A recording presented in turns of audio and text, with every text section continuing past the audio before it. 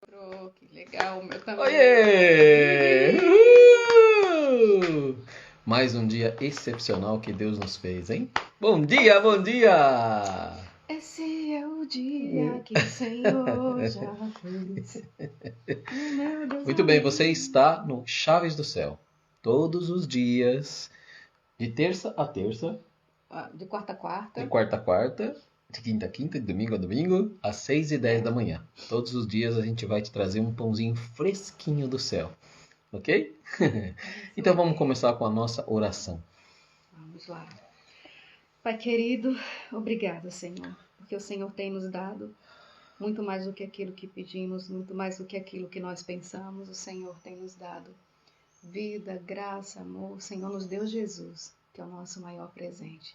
Nós queremos, Deus, dizer que nós recebemos todos os presentes que o Senhor tem para nós. Como filhos que amam receber do seu Pai, nós recebemos a vida, nós recebemos as tuas instruções, a tua palavra. E nós também queremos te oferecer algo tão especial hoje, Senhor. Nós oferecemos as nossas vidas, oferecemos o nosso coração ao Senhor nessa manhã, para que o Senhor encha com a tua palavra, para que o Senhor nos encha com o seu ensinamento. E hoje, Senhor, nós queremos aprender com o Senhor, imitar tudo que Jesus fez, em nome de Jesus. Amém. Amém. Pai amado, que essa semente gostosa, que essa semente preciosa encontre um terreno, um coração supimpa, uma terra boa e que ela frutifique. Amém. Amém. Bom dia, Gabriel, tudo bem? Bom dia, Gabriela, tudo bem? Tem Gabriel e Gabriela, que interessante. Legal. Então tá bom. Hoje nós vamos começar com Provérbios 4, a partir do versículo 13 até o final, até o 27. Vamos lá? Vamos lá. Olha só que interessante. Apegue-se à instrução, não a abandone. Guarde-a bem, pois dela depende a sua vida. Não siga pela vereda dos ímpios, nem ande no caminho dos maus. Evita-o, não passe por ele. Afaste-se e não se detenha. Porque eles não conseguem dormir enquanto não fazem o mal, perdem o sono se não causarem a ruína de alguém, pois eles se alimentam de maldade e se embriagam de violência. A vereda do justo é como a luz da alvorada, que brilha cada vez mais até a plena claridade do dia. Mas o caminho dos ímpios é como densas trevas, nem sequer sabem em que tropeçam. Meu filho, escute o que digo a você. Preste atenção às minhas palavras. Nunca as perca de vista. Guarde-as no fundo do coração, pois são vida para quem as encontra e saúde para todo o seu ser. Acima de tudo, guarde o seu coração, pois dele depende toda a sua vida. Afaste da sua boca as palavras perversas. Fique longe dos seus lábios a maldade. Olhe sempre para frente. Mantenha o olhar fixo no que está diante de você. Veja bem por onde anda, e os seus passos serão seguros. Não se desvie nem para a direita, nem para a esquerda. Afaste os seus pés da maldade. Amém? Amém. O que você viu? O que hoje você leu que mais te chamou a atenção? Olha, Eu logo marquei um monte de aqui, coisa aqui. esse aqui é um recheio. Esse trecho aqui tem muita coisa. Aqui é como se fosse um bolo com recheios de várias camadas de recheios, né? É uma festa completa. É uma festa completa, exatamente. Uhum. Algo que me chamou bastante atenção é quando diz aqui: apegue-se à instrução, não a abandone. Uhum. No meu, foi o primeiro versículo que você leu, na minha versão, apegue-se à correção. Isso. Uhum. É algo que, assim, chama muita atenção, porque muitas vezes nós, a princípio, ouvimos a palavra de Deus, ouvimos palavras de sabedoria, e aquilo nos agrada, e a gente se apega, a gente quer aplicar, a gente quer fazer, mas aqui diz algo muito interessante: não abandone. Uhum. Porque o começo de todas as coisas é até empolgante, é até estimulante. A gente está no começo de algum projeto, a gente está no começo de algo importante para a nossa vida, mas com o passar do tempo a gente tende a a abandonar aqueles princípios que nos levaram a ir adiante. A gente tem uma tendência a abandonar as palavras que nós ouvimos no princípio, que antes para nós faziam tanto sentido. né? E o que a Bíblia diz que é importante aqui, não apenas a gente se apegar à palavra a princípio, a gente não deve abandonar. E uma outra coisa que me chama a atenção é esse termo correção. Não é muito interessante, não é muito agradável, não é muito gostoso, né? Ouvir a correção de alguém. Não é algo prazeroso, digamos assim. Mas é sinal de sabedoria. Verdade. Se a gente quiser realmente ser sábio, a gente precisa ouvir palavras de correção. Na verdade, eu acredito que é sinal de inteligência. Exatamente. Sabe, tem uma coisa que eu ensino nos treinamentos. Hoje tem duas coisas que eu queria falar aqui sobre o que eu ensino nos treinamentos. Primeiro, a diferença entre o elogio e a crítica. Tá? Primeiro, não existe crítica construtiva. Isso é uma coisa que talvez você fique assim, mano, não é possível. Claro que existe. Todo mundo fala. Não. Não existe. Sabe aquele negócio? Olha, criticar tudo bem, desde que seja crítica construtiva. Então você está falando que do outro tem que vir uma crítica construtiva, né? Na verdade, a crítica construtiva, se você a considerar e se você a utilizar, se você achar que ela é útil. Então, quem vai analisar, bom, isso foi bom ou não para mim, é você. Entendeu? A intenção de quem está criticando, né? Tem vezes que a pessoa simplesmente quer te detonar e outras vezes ela quer te ajudar. Mas veja, se eu que recebi a crítica não a considerar útil, não aproveitar, ela não é construtiva, ela não construiu nada em mim. Tá? Talvez ela tenha desconstruído. Ou toda crítica é construtiva, é assim, algumas constroem em mim uma briga, uma raiva, e outras eu fico feliz, fico espantado. Ui, que legal, que bacana. Só se for assim, tá? Mas a gente sabe que não é nesse sentido, né? As pessoas pensam nisso, tá? E aí, o que acontece? Os elogios, né? Os elogios, eles não fazem você crescer. Olha que coisa interessante. O que faz você crescer é crítica. Então a gente tem que se apegar às correções, aos ensinamentos. Por quê? Olha só. Pense bem, toda vez que você recebe um elogio, você fica, ai, que bom, eu estou fazendo um bom trabalho, eu sou uma boa pessoa, as pessoas estão reconhecendo e tudo mais. Você permanece fazendo aquilo lá. Você permanece no mesmo lugar. Você permanece no mesmo lugar ou fazendo a mesma coisa. Agora, quando você recebe uma crítica, viu, deixa eu te falar uma coisa. Sabe aquele trabalho que você fez? Olha, eu achei muito bom. Mas pensa bem, e se você fizesse dessa forma? O que você acha? É verdade. Olha, eu ia fazer muito melhor, mais rápido, ia atingir mais pessoas, ia ser muito mais bacana.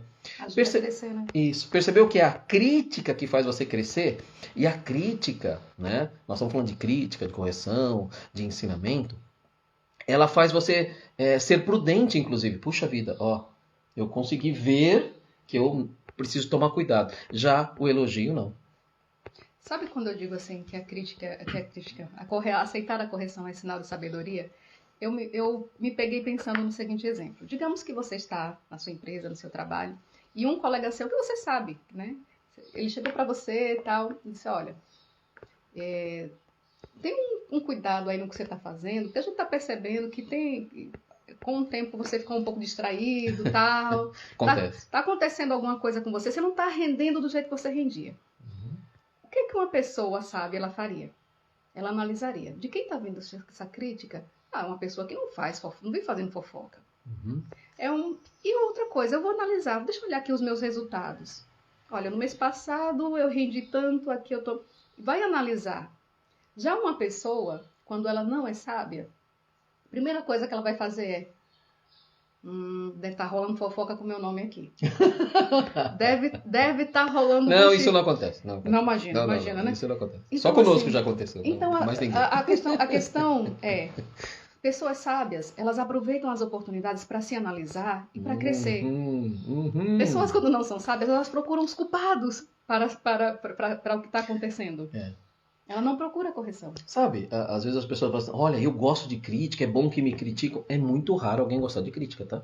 Porque crítica não é um negócio legal, não é um negócio bacana. Não faz cosquinha no nosso ego. Não faz cosquinha no nosso ego, né? Não deixa a gente, gostou, vai ser bonito, vai ser bacana, vai ser legal. Mas você tem que aprender a apreciar a crítica, a ver aquilo com olhos melhores. E aí, aqui está falando sobre os olhos olharem direito, as suas pálpebras olharem diante de ti. Sim.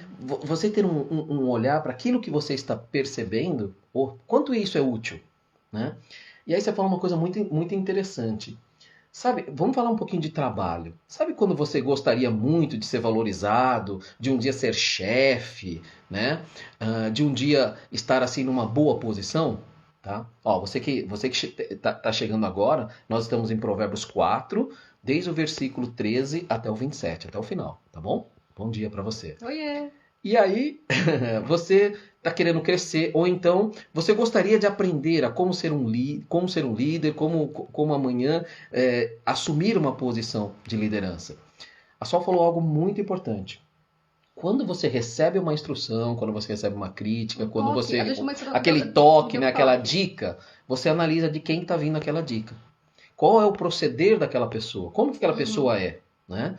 E pode ver que muitas vezes essa pessoa, às vezes, ela te dá uma sugestão, uma dica de algo que ela mesma pratica, né? Quer dizer, ela te avisa, ó, não faça isso, e ela faz. Então, você não considera.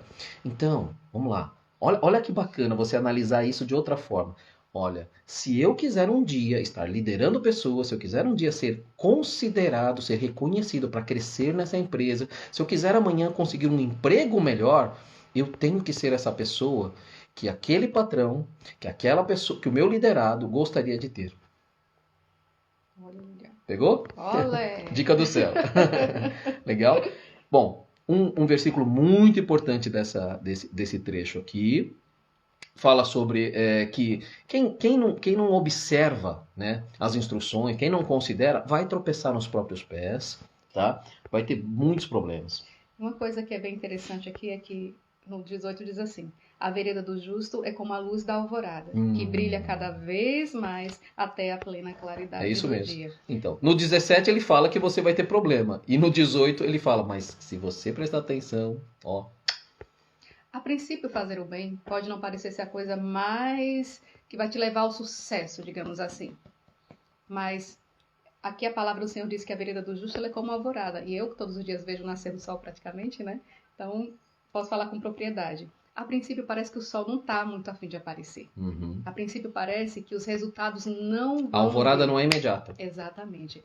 Vai aos poucos até ser dia perfeito. E aí tudo fica claro ao nosso redor e a gente ainda... E é interessante, o sol, ele tem aquela capacidade. Ele vem, nasce, tá, beleza, apareceu, e ele consegue atingir a todos. Aos que acreditavam e aos que não acreditavam que ele ia aparecer. Da mesma forma, ser justo, andar pelas veredas da justiça. Muitas vezes pode ser que muitas pessoas não acreditem que vale a pena fazer o que é correto. Muitas pessoas podem acreditar e até tentar te convencer de que não é a coisa mais certa a se fazer, é coisa de bobo você insistir nisso. Mas aos poucos a luz aparece. E até mesmo quem nos critica, quem não acredita, vamos ser mais, né, ser mais assertivos. Quem não acredita acaba vendo, acaba tendo que reconhecer. Verdade. Olha só.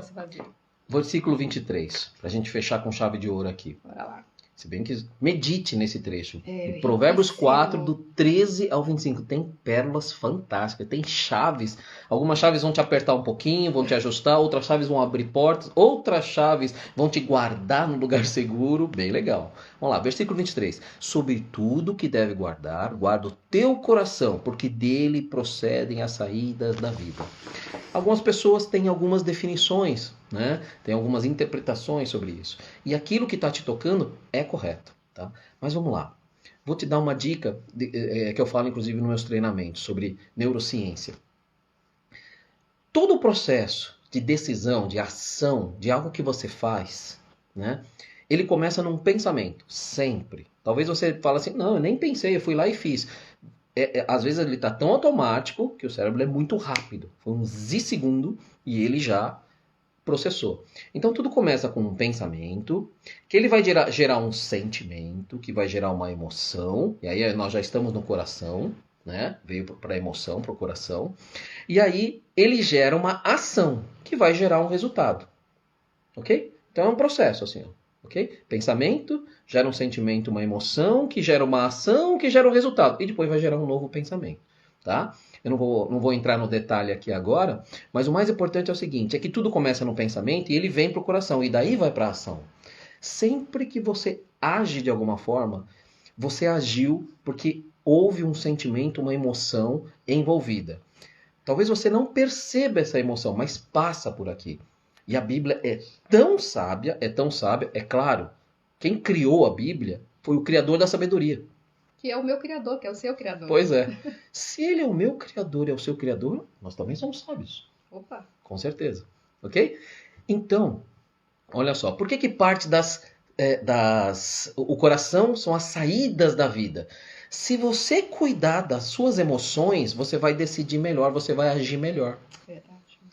Reparou que todas as vezes que a gente vai só na emoção, é muito provável que você não tome uma decisão correta ou que você se arrependa. Agora, quando você para, peraí, você acha que é melhor fazer assim? Vou fazer assado? Deixa eu pensar um pouquinho. Eu aprendi, né, há alguns anos, e um pastor que eu amo muito, ele sempre falava isso, né? O pastor Djalma Toledo, o apóstolo Djalma Toledo da Verdade e Vida. Ele sempre falava assim, olha, toda vez que alguém chegar para você com uma proposta e falar o seguinte, só que você tem que decidir agora, porque, assim, a chance acabou. Toda vez que você receber uma proposta dessa forma, pare, tá? E é melhor você dizer não. Por quê? Porque existe uma chance muito grande, por emoção, de você decidir errado.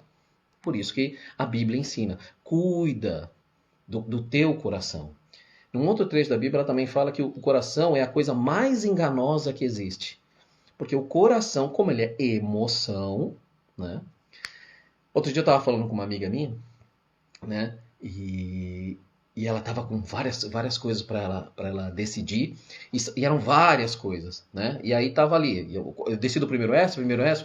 Isso eram todas coisas que... decisões que iam fazer muito bem pro coração dela. Coisas que ela gostaria muito. E aí eu falei para ela, faz o seguinte... Para decidir, nunca usa o coração, usa a cabeça. Ah, mas a gente gosta de fazer as coisas que a gente quer. É importante. Sabe? Eu vou trabalhar melhor se eu fizer as coisas que eu quiser. Então, tá tudo certo. Mas faz assim, usa a cabeça para decidir, para realizar, para satisfazer as coisas do seu coração. Legal? Se você quiser saber mais sobre isso, deixa nos comentários, né? Pergunta ali e tal, que eu vou ter muito prazer em te responder e te ensinar mais algumas coisinhas. Valeu? Bom, agora, como todos os dias, a gente ora pelas nações.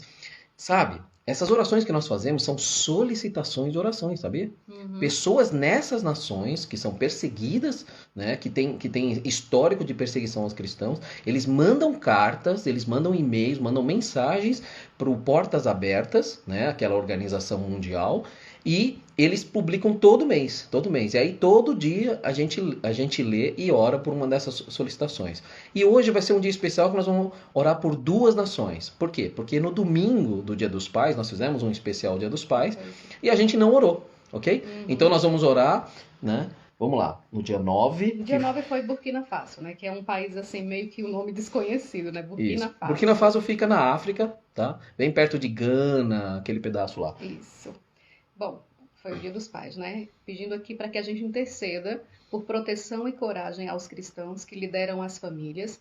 Além de enfrentarem a pobreza, muitos são os principais alvos dos ataques de extremistas islâmicos. Então, geralmente os pais de família, os provedores, né? Eles são geralmente as vítimas dos ataques terroristas. Por quê? Porque desestrutura toda a família, né? Mulheres viúvas, elas são obrigadas muitas vezes a entregarem os seus filhos para as guerrilhas. Então, né, já imaginou como é que fica o estado, né? Pois é. E nós também vamos orar por Laos. O Laos fica na Ásia, tá? Isso. Bem pertinho do Vietnã ali. Bom, é algo de bom que pode acontecer lá no Laos, né? Uma nova ferrovia promete ligar o Laos à China e à Tailândia, com muitas facilidades. Interceda para que os cristãos do território se conectem e compartilhem o amor de Cristo em locais remotos. Então, há uma possibilidade da palavra do Senhor chegar a lugares que ainda não foram alcançados ali no Laos. Legal. Através dessa ferrovia. Você ora pelo Burkina Faso e eu pelo Laos. Tá bom. Tudo bem? Vamos lá. Pai querido, nós ore conosco. não entendemos, Deus, muitas vezes, como as coisas acontecem. A gente não tem ideia, não faz da dimensão que é estar em um lugar, ó Deus, onde pais de família são arrancados brutalmente das suas casas, onde famílias são destroçadas, Senhor. mas o Senhor que é o Pai dos órfãos, o Senhor que é aquele que estende a sua mão a todo aquele que clama pelo Senhor. O Senhor não faz distinção de pessoas. Nós te pedimos nessa hora, Deus, estenda a tua mão sobre a nação de Burkina Faso, Deus. Esteja ali, ó Deus, consolando os corações. Amém. Esteja aumentando a fé e o ânimo, Senhor, das famílias enlutadas. Esteja, ó Deus querido, protegendo aqueles que ainda estão como pais, chefes de família naquela nação, para que sejam guerreiros, para que sejam homens sábios que liderem suas famílias no caminho do Senhor. Que sejam famílias felizes em Ti, Senhor, e que todo mal naquela nação seja totalmente extirpado, ó Amém. Que Deus. assim seja. Nós repreendemos o poder das trevas naquela nação, ó Amém. Deus. Abençoamos Burkina Faso, ó Deus, com toda a sorte de bênçãos que vem do Teu trono, em nome de Jesus. Amém. Pai querido, Ó Deus. no Laos existe um histórico de perseguição aos cristãos. Verdade, Ele é o Deus. 20º país no ranking de perseguição aos cristãos.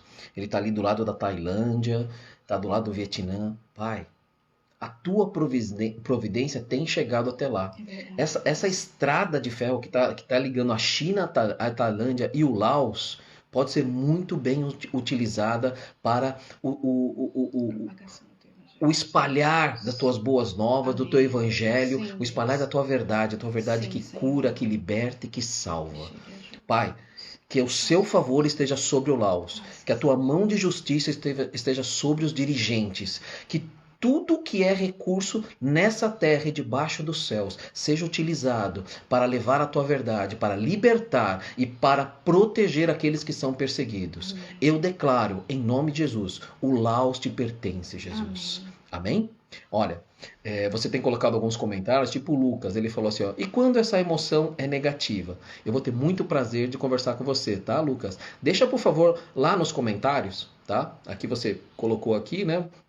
Quando o vídeo, nós vamos deixar o vídeo gravado, né? Coloca ali uma mensagem para mim, aí eu me comunico com você. E se você quiser que a gente comece a fazer vídeos especialmente para tratar de assuntos assim, assuntos que destravam a gente, assuntos que nos fazem decolar, né? Porque às vezes a gente não se sente um pouco preso, coloca lá nos comentários que eu vou ter muito prazer, tá? De dividir isso com você. Legal? Então chegamos ao fim de mais um Chaves do Céu.